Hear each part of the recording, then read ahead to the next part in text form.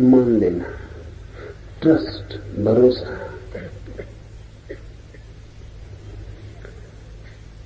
ये दोनों नावें हैं, इनकी यात्रा अलग अलग है। किसी को वैज्ञानिक बनना हो तो श्रद्धा से नहीं बन सकता, और किसी को धार्मिक बनना हो तो श्रद्धा के बिना नहीं बन सकता। जैसे आज विज्ञान सफल हुआ है और सब तरफ जीवन पर आच्छादित हो गया, ऐसा ही उन दोनों धर्म सफल था और जीवन के रोए रोए पोर पोर में समाविष्ट था। उन दोनों सफलता ही एक सफलता थी, वो धर्म की थी। कोई आदमी उन दिनों कितना ही बड़ा वैज्ञानिक हो जाता तो भी लोगों के लिए वो पाने योग्य स्थिति न मालूम होती। उन दिनों पाने योग्य स्थिति थी किसी बुद्ध की, किसी कृष्ण की, किसी अंगिरस की, किसी रैक्व की। उस दिन पाने योग्य स्थिति थी। उस दिन हमने उन लोगों को देखा था जैसे आज विज्ञान अपने चरम शिखर पर खड़ा है, ऐसा हमने उन दिनों धर्म को अपने चरम शिखर पर देखा था। विज्ञान जब शिखर पर होता है तो वस्तुएं बढ़ जाती हैं, यंत्र बढ़ जाते हैं, कुशलता बढ़ जाती है, भोग के साधन बढ़ जाते हैं। धर्म जब सफल होता है तो चैतन्य बढ़ता है, आत्मा बढ़ती है, त्याग के अनूठे रहस्य उपलब्ध हो जाते हैं। विज्ञान बढ़ता है तो बाहरी यात्रा बढ़ती है, धर्म बढ़ता है तो अंतर यात्रा बढ़ती है। ये बिल्कुल विपरीत है, उनकी दिशाएं प्रतिकूल हैं। तो उस दिन हमने देखे थे धर्म के दीप स्तंभ, और उन दीप स्तंभों के ही आधार पर सारे मनुष्य का चित्त निर्मित हुआ था। विद्यालय था, विद्यापीठ थी, गुरुकुल था, वे सभी श्रद्धा सिखा रहे थे।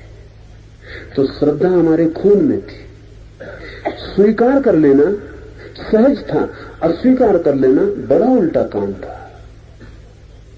अस्वीकार करने के लिए बड़ी चेष्टा करनी पड़ती किसी को, स्वीकार करने के लिए कोई चेष्टा नहीं करनी पड़ती थी। आज उल्टी है बात, आज अस्वीकार करने के लिए कोई चेष्टा नहीं करनी पड़ती, वो हमारा सहज रुख है। स्वीकार करने के लिए अथक चेष्टा करनी पड़ती, और तब भी भीतर कोई न कोई कहता चला जाता है कि पता नहीं ठीक हो कि न ठीक हो, कि पता नहीं धोखा हो, प्रवंचना हो, कि पता नहीं क्योंकि मैंने तो जाना नहीं है, दूसरे किसी ने जाना है, कहां तक सच होगा।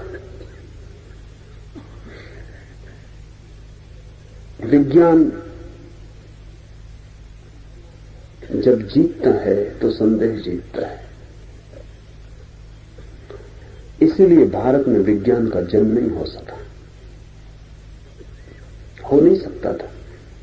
जहां श्रद्धा गहन हो वहां विज्ञान की यात्रा हो ही नहीं सकती। इसलिए उपनिषद के दिन अवैज्ञानिक दिन थे, विज्ञान का कोई विकास नहीं था। इसीलिए पश्चिम में आज धर्म का कोई विकास नहीं हो सकता, क्योंकि विज्ञान सफल हो गया है, संदेह जीत गया है। और ये यात्राएं विपरीत हैं। पूरब ने दिया धर्म, क्योंकि पूरब ने मन को आधार दिया श्रद्धा का। पश्चिम ने दिया विज्ञान, क्योंकि पश्चिम ने मन को आधार दिया संदेह का। मैं नहीं कहता कि संदेह गलत है, न ही मैं कहता हूं कि संदेह सही है, न मैं कहता हूं श्रद्धा सही है और न मैं कहता हूं श्रद्धा गलत है। मेरी बात को ठीक से समझ लें। अगर कोई विज्ञान में श्रद्धा का उपयोग करे तो गलत है, अगर कोई संदेह का धर्म में उपयोग करे तो गलत है, अगर कोई श्रद्धा का धर्म में उपयोग करे तो सही है, और अगर कोई संदेह का विज्ञान में उपयोग करे तो सही है।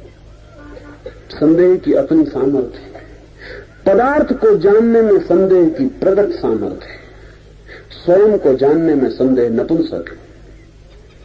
श्रद्धा की कोई सामर्थ्य पदार्थ को जानने की नहीं है, लेकिन स्वयं को जानने की सामर्थ्य केवल श्रद्धा की है। और जब हम एक उपाय का उसके जगत से विपरीत जगत में उपाय करते हैं तो हम मुश्किल में पड़ जाते हैं। कोई आवश्यकता नहीं है। जब मुझे घर के बाहर जाना है तो मुझे मेरा मुंह घर के बाहर की तरफ रखना पड़ता है और पीठ घर की तरफ करनी पड़ती है। जब मुझे घर आना है तो मुझे मुंह घर की तरफ करना पड़ता है, पीठ बाहर की तरफ करनी पड़ती है। श्रद्धा है घर की तरफ मुंह, संदेह है बाहर की तरफ मुंह।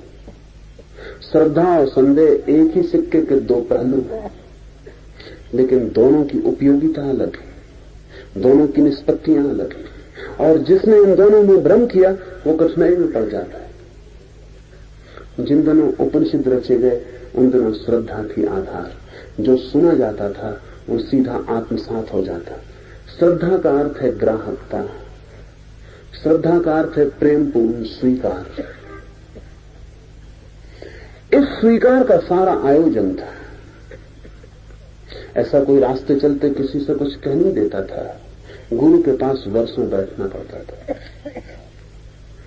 गुरु को वर्षों तक पीना पड़ता था, गुरु के साथ वर्षों तक जीना पड़ता था।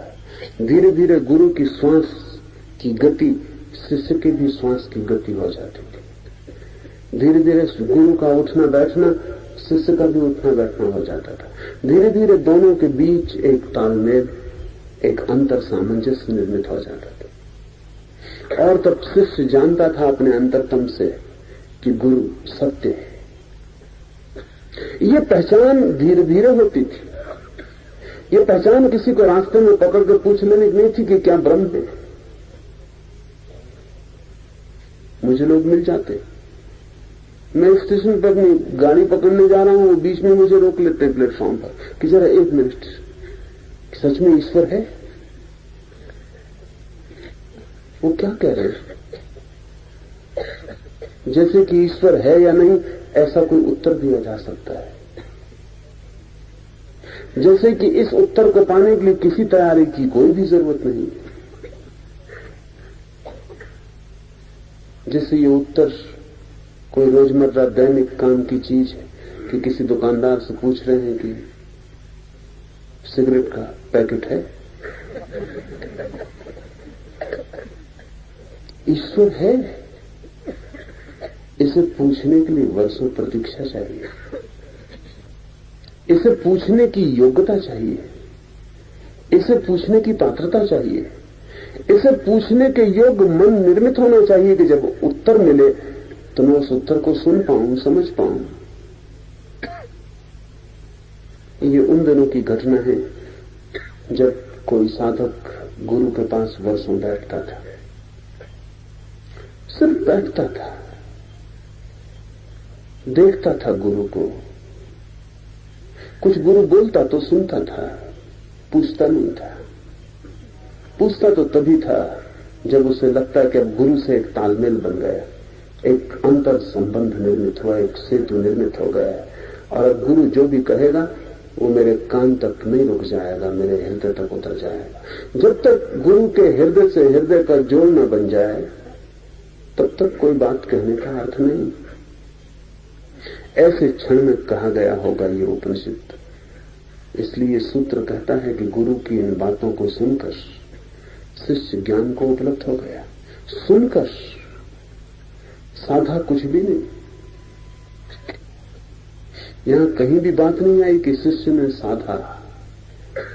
सुनकर, सुनना भी साधना हो सकती है, साथ होना भी साधना हो सकती है, आंतरिकता साधना हो सकती है। लेकिन हम अपरिचित हैं आज इस बात से। आज तो जिनसे हमारा बहुत प्रेम है उनसे भी हमारी कोई आंतरिकता नहीं होती। जिन्हें हम अपने निकट पाते हैं उनसे भी दूरी मालूम पड़ती है, निकटता नहीं होती। आज प्रत्येक व्यक्ति अपने अपने में बंद हो गया है। हो जाने का कारण संदेह। जिसके प्रति संदेह हो उसके साथ आंतरिकता कैसे निर्मित होगी? जिसके साथ कोई संदेह न हो उसी के साथ आंतरिकता निर्मित हो सकती है। संदेह तो द्वार बंद कर लेता है, ताले लगा लेता है अपने भीतर, सुरक्षा की जरूरत हो जाती है। श्रद्धा असुरक्षित है। श्रद्धा कोई सुरक्षा नहीं करती। श्रद्धा का मतलब ही यह है कि गड्ढे में गिरा दोगे तो गिर जाएंगे। तुम गड्ढे में गिरा रहे हो तो गड्ढे में गिरने में जरूर कोई राज होगा। कौन गिरा रहा है ये सवाल है, गड्ढा सवाल नहीं है। अगर गुरु गड्ढे में धक्का दे रहा है तो उपनिषद दिन का शिष्य चरण छू के गड्ढे में गिर जाता। ये सवाल नहीं कि गड्ढा है, ये सवाल है कि कौन गिरा रहा है। जिसे इतना चाहा, जिसकी इतनी आंतरिकता जिससे बनी, वो अगर गड्ढे में गिरा रहा है तो गड्ढे में कोई हित होगा, कोई कल्याण होगा। ये भाव है श्रद्धा। इस भाव से जब कोई चीज सुनी जाती है तो अंतरतम तक उतर जाती है और फिर साधना की कोई जरूरत नहीं रह जाती। साधना वस्तुतः श्रद्धा की कमी को पूरा करने का उपाय है। वो जो श्रद्धा नहीं है, उसकी जो जगह खाली है, उसे साधना से पूरा करना पड़ता है। वो सब्स्टिट्यूट है, नहीं तो कोई जरूरत नहीं। क्योंकि उपनिषद की दृष्टि ही यही है कि जिसे पाना है वो तो भीतर मौजूद है। साधने का कोई सवाल नहीं है, कोई प्रयत्न आवश्यक नहीं, कोई प्रयास की जरूरत नहीं, क्योंकि जिसे पाना है वो है ही मौजूद। सिर्फ उसकी तरफ आंख उठानी। अगर श्रद्धा हो प्रगाढ़ और तैयारी हो उस अज्ञात में आंख उठाने की गुरु के इशारे पर, तो बात पूरी हो जाएगी। मारपा ने कहा है, तिब्बत के एक अद्भुत फकीर ने, कि मैंने कभी कुछ साधा नहीं, मैंने कभी कोई प्रयास नहीं किया, मैंने तो बस एक ही काम किया, गुरु पे श्रद्धा की।